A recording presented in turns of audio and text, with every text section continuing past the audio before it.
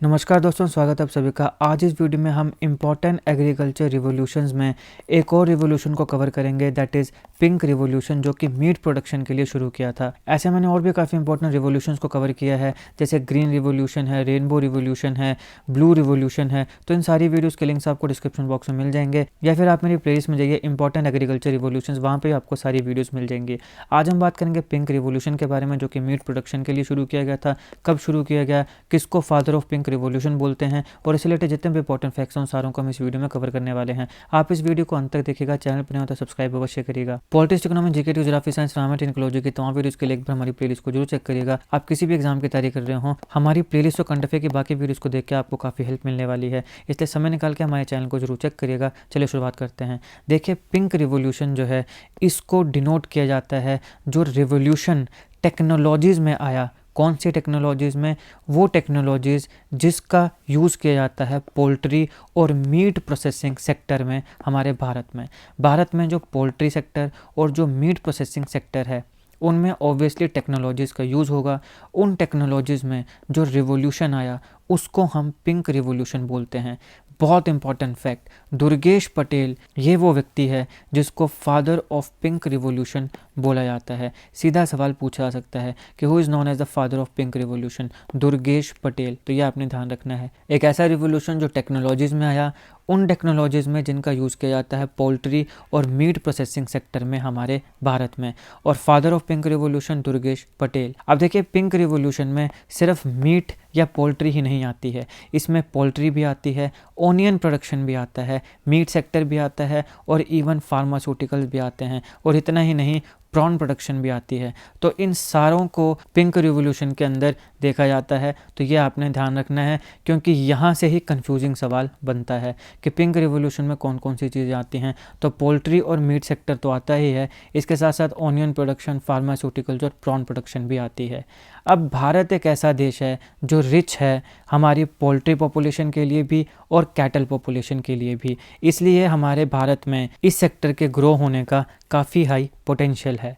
अभी यहाँ पे जो मीट इंडस्ट्री में प्रोसेसेस हैं, उनमें स्टैंडर्ड्स मेंटेन करना, मैकेनाइजेशन करना, स्पेशलाइजेशन करना, और उनके जो मैकेनाइजेशन और स्पेशलाइजेशंस हैं या जो भी स्टैंडर्ड प्रोसेसेस हैं, उनमें मॉडर्नाइजेशन करना, उनमें मॉडर्न टेक्नोलॉजीज़ का यूज़ करना, ये इसका एक इम्पॉर्टेंट एम था। यहाँ पे इंडस्ट्रियलाइजेशन की जाए और टेक्नोलॉजीज़ को अपग्रेड किए जाए, ताकि जो ग्लोबल स्टैंडर्ड्स हैं उनको हम मेंटेन कर सकें और मीट कर सकें। क्योंकि देखो, मीट प्रोडक्शन ऐसा नहीं है कि हम सिर्फ अपने देश के लिए करेंगे। जब मीट प्रोडक्शन होगी तो उसको हम एक्सपोर्ट भी करेंगे, यानी दुनिया के बाकी देशों में भी बेचेंगे। तो वहाँ पे हाइजीन और जो न्यूट्रिशन वगैरह है, उन सारों के स्टैंडर्ड्स होते हैं। तो हमारे भारत में टेक्नोलॉजीज़ को अपग्रेड करना और इंडस्ट्रियलाइजेशन क्यों इम्पॉर्टेंट है?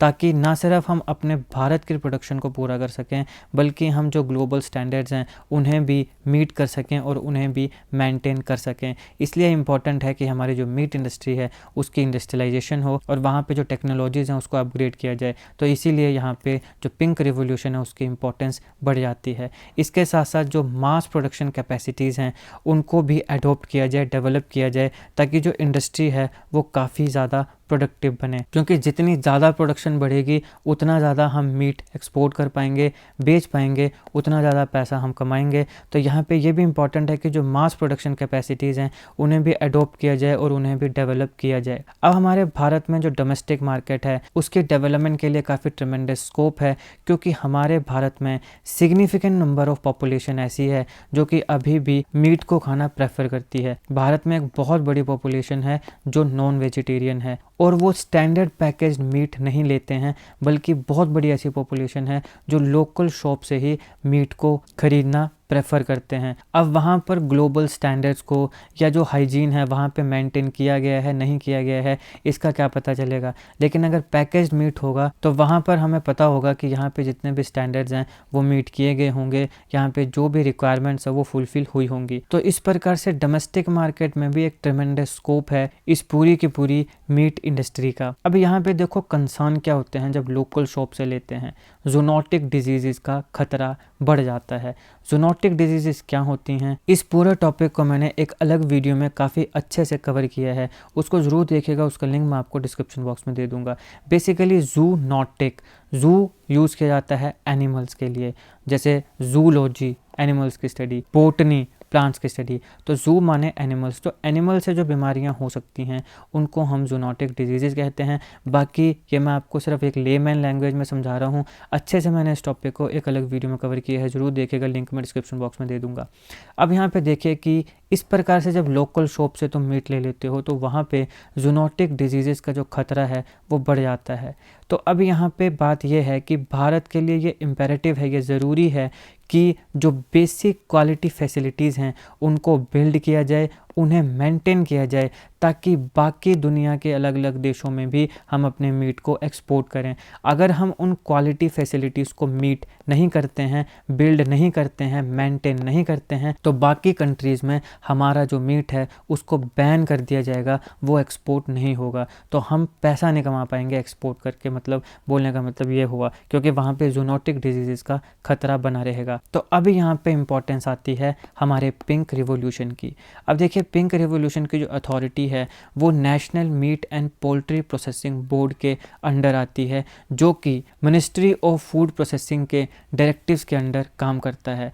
लेकिन अब यहाँ पे ये जितना आसान बोलना है उतना प्रैक्टिस करना नहीं है। हमारे यहाँ पे ऑलरेडी पिंक रिवॉल्यूशन या जो मीट इंडस्ट्री है, इसमें इंडस्ट्रियलाइजेशन के लिए, इसमें जो नई नई टेक्नोलॉजीज़ के यूज़ है उसके लिए काफ़ी चैलेंजेस आए हैं। तो कुछ इंपॉर्टेंट चैलेंजेस को हम देख लेते हैं। सबसे पहले तो बात यह है कि नो डाउट हमारे भारत में लाइव स्टॉक की एक बहुत बड़ी पॉपुलेशन है, मगर उसके बावजूद भी जो ग्लोबल मार्केट है उसका मात्र 2% ही है, जस्ट 2% है ग्लोबल मार्केट का हमारे पास लाइव स्टॉक पॉपुलेशन। दूसरी बात है कि मीट और पोल्ट्री में क्वालिटी और सेफ्टी एस्पेक्ट्स की स्टैंडर्डाइजेशन, ये भी एक बहुत बड़ा चैलेंज है। फिर आता है कि मीट प्रोडक्शन और एक्सपोर्ट के लिए स्टैंडर्ड पॉलिसीज़ को बनाना, ये भी एक बहुत बड़ा चैलेंज है। फिर आता है मीट टेस्टिंग फैसिलिटीज़। अब आपने मीट तो बना दिया, लेकिन वो मीट क्वालिटी का है कि नहीं है, उसको टेस्ट करने के लिए लैब्स चाहिए, टेस्टिंग फैसिलिटीज़ चाहिए। तो मीट टेस्टिंग फैसिलिटीज़ को भी प्रोवाइड करना एक चैलेंज है। इसके साथ साथ मीट और पोल्ट्री प्रोसेसिंग सेक्टर में हम ग्रोथ की बात तो कर रहे हैं, लेकिन उन्हें स्टोर करने के लिए कोल्ड स्टोरेजेस भी हमें चाहिए, क्योंकि अगर नॉर्मल उसको रख दिया जाएगा तब तो वो ख़राब हो जाएगा। उसे हमें कम टेम्परेचर पे रखना पड़ेगा ताकि वो ख़राब ना हो। तो कोल्ड स्टोरेज फैसिलिटीज़ भी प्रोवाइड करना काफ़ी इंपॉर्टेंट है मीट और पोल्ट्री प्रोसेसिंग सेक्टर की ग्रोथ के लिए। फिर आता है जो स्लॉटर हाउसेज होते हैं, वहाँ पर भी मॉडर्न इंफ्रास्ट्रक्चर फैसिलिटीज़ को प्रोवाइड करना। स्लॉटर हाउसेज क्या होते हैं? बूचड़ खाने, जहाँ पर जानवरों को मारा जाता है, उनको काटा जाता है। तो मीट और पोल्ट्री प्रोसेसिंग सेक्टर की ग्रोथ के लिए इंपॉर्टेंट है कि जो स्लॉटर हाउसेज हैं वहाँ पर भी मॉडर्न इंफ्रास्ट्रक्चर फैसिलिटीज़ प्रोवाइड की जाएँ। इसके साथ साथ हाइजीनिक मेथड्स के ऊपर भी ध्यान रखना काफ़ी इंपॉर्टेंट है। ये तो हमने पहले भी देखा, अगर अनहाइजीनिक होगा तो हमारा भी खाने का मन नहीं करेगा। खैर, मैं तो वेजिटेरियन हूँ, मैं तो वैसे भी नहीं खाता, लेकिन अगर आप में से कोई नॉन वेजिटेरियन है तो ऑब्वियस बात है कि तुम ऐसी किसी स्थान, ऐसी किसी जगह से तो नहीं खाना चाहोगे जो हाइजीनिक नहीं है, साफ़ सुथरी नहीं है। तो यहाँ पर हाइजीनिक मेथड्स का यूज़ करना भी काफ़ी इंपॉर्टेंट है, और इस सेक्टर में इन्वेस्टमेंट की भी काफ़ी ज़रूरत है, काफ़ी इंपॉर्टेंस है। अब देखिए, हालांकि हमारे भारत में मीट इंडस्ट्री की जो मॉडर्नाइजेशन है उसमें बहुत ज़्यादा चैलेंजेस हैं, ये हमने देख लिए, मगर उसके बावजूद भी मीट और पोल्ट्री प्रोसेसिंग सेक्टर जो है भारत का, उसमें काफ़ी ज़्यादा पोटेंशियल है उसकी ग्रोथ का हमारे भारत में। अगर हम present per capita consumption of meat की बात करें तो ये 6 ग्राम पर डे है इस पॉइंट ऑफ टाइम पे, मगर ऐसी एक्सपेक्टेशन है कि अगले एक दशक में, डिकेड का मतलब होता है दशक माने 10 साल, ये जो कंजम्पशन है ये 50 ग्राम पर डे हो जाएगी। 6 ग्राम पर डे से अगले 10 सालों में 50 ग्राम पर डे जो इसकी कंजम्पशन है वो हो जाएगी। तो यहाँ से आप देख सकते हो कि जब इतनी ज़्यादा कंजम्पशन इंक्रीज़ होगी तो इसका कितना ज़्यादा पोटेंशियल है हमारे भारत में। अब देखिए, इतनी ज़्यादा जो फिनोमिनल इंक्रीज़ होगा मीट कंजम्पशन में, ये इंश्योर करता है कि ये जो सेक्टर है ये ट्रेमेंडस ग्रोथ को आने वाले समय में विटनेस करने वाला है। भारत की पोल्ट्री इंडस्ट्री की बात करें तो इस समय $700 बिलियन से ज़्यादा वर्थ है मात्र पोल्ट्री इंडस्ट्री की। हमारे भारत में एक बहुत बड़ा नंबर है, $700 बिलियन।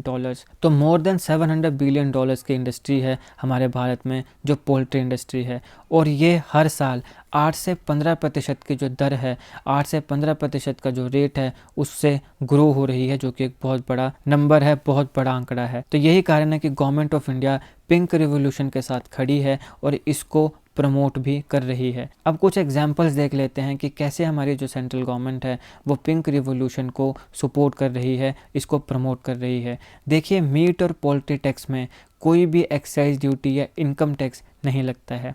फिर इसकी जो एक्सपोर्ट है पोल्ट्री और पोल्ट्री प्रोडक्ट्स का, उसमें भी किसी भी प्रकार के रिस्ट्रिक्शंस गवर्नमेंट के द्वारा नहीं लगाई जाती है।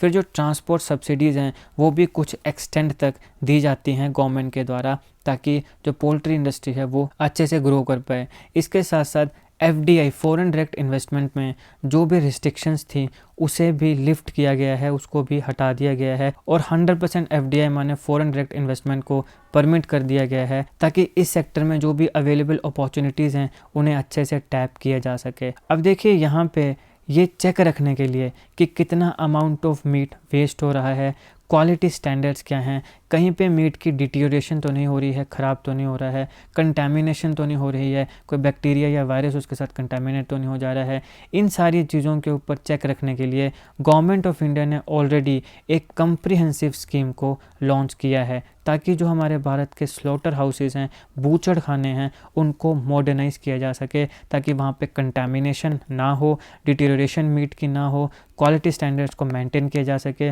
और जो मीट वेस्टेज होती है वो वेस्टेज भी रुके। अब कुछ समय पहले नॉर्थ ईस्ट में मिथुन, ये होता है मिथुन, इसको भी फूड एनिमल डिक्लेयर कर दिया गया और ये वहाँ के फार्मर्स और ट्राइबल्स के लिए काफ़ी अच्छा डिसीजन है। तो ये क्यों अच्छा डिसीजन है, मिथुन होता क्या है, इसके मीट की क्या इंपॉर्टेंस है, क्या सिग्निफिकेंस है और क्यों इसको फूड एनिमल डिक्लेयर किया गया। ये डिक्लेयर किया गया FSSAI के द्वारा। तो FSSAI क्या होती है, देखो सारी चीज़ों को मैंने विस्तार से इस वीडियो में कवर किया है, इसको ज़रूर देखेगा। इस वीडियो का लिंक मैं आपको डिस्क्रिप्शन बॉक्स में दे दूँगा। अब देखिए, हमारे भारत का जो मीट है वो दुनिया के बाकी देशों में भी इंपोर्ट कराया जाता है, माने हम अपने देश से एक्सपोर्ट करते हैं और ये देश इंपोर्ट करते हैं। तो कौन कौन से देश हैं, Malaysia, Thailand, Vietnam, Australia, Saudi Arabia, UAE, Egypt. तो अब देख लो कि हमारे भारत के मीट की इतनी मांग है कि इन देशों में भी हमारा मीट बेचा जाता है। Vietnam, Thailand, Malaysia, Egypt, UAE, Saudi Arabia, Australia, ये इंपोर्टर्स हैं इंडियन मीट के। अगर हम भारत में बुफेलो मीट की बात करें तो इसके जो मेजर एक्सपोर्टर्स हैं, यानी सबसे ज़्यादा बुफेलो मीट को जो बेचते हैं वो कौन कौन से स्टेट्स हैं, पंजाब, महाराष्ट्र और उत्तर प्रदेश, जो सबसे ज़्यादा बुफेलो मीट को एक्सपोर्ट करते हैं दुनिया के अलग देशों में। अब काफ़ी मेजर्स भी लिए गए हैं ताकि जो मीट प्रोडक्शन की एफिशिएंसी है उसको इंक्रीज़ किया जा सके अलग अलग एनिमल्स के स्पीसीज़ के लिए। किसके माध्यम से, इम्प्रूव्ड मैनेजमेंट प्रैक्टिसेस के माध्यम से। तो ये था दोस्तों पिंक रिवॉल्यूशन। हमने इसकी हिस्ट्री देखी, कब इसकी शुरुआत हुई, इसका एम क्या है, इसका ऑब्जेक्टिव क्या है, फिर पूरी दुनिया में कौन कौन से ऐसे देश हैं जहाँ पे हम मीट को बेचते हैं, कौन सी स्टेट्स हैं ऐसी जो सबसे ज़्यादा बुफेलो मीट को बेचती हैं। हमने देखा फादर ऑफ पिंक रिवॉल्यूशन कौन है। जितने भी इंपॉर्टेंट फैक्ट्स हैं सारों को हमने इस वीडियो में कवर कर लिया है। अगर आपको वीडियो अच्छी लगी हो तो लाइक करिएगा, शेयर करिएगा। Politics, economy, GK, geography, science, environment, ecology के तमाम वीडियोज़ को देखने के लिए हमारी प्लेलिस्ट को जरूर चेक करिएगा। आप किसी भी एग्जाम की तैयारी कर रहे हो, हमारी प्लेलिस्ट और करंट अफेयर की बाकी वीडियोज़ को देख के आपको काफ़ी हेल्प मिलने वाली है, इसलिए समय निकाल के हमारे चैनल को जरूर चेक करिएगा। Green revolution, blue revolution, golden revolution, white revolution, सारी वीडियोस को मैंने अच्छे से कवर किया है। मेरे डिस्क्रिप्शन बॉक्स में आपको सारों के लिंक्स मिल जाएंगे। जीके करंट अफेयर और जीके टिक्स के ऐसी वीडियोस के लिए हमारे चैनल को सब्सक्राइब करिएगा। आपका बहुत बहुत धन्यवाद।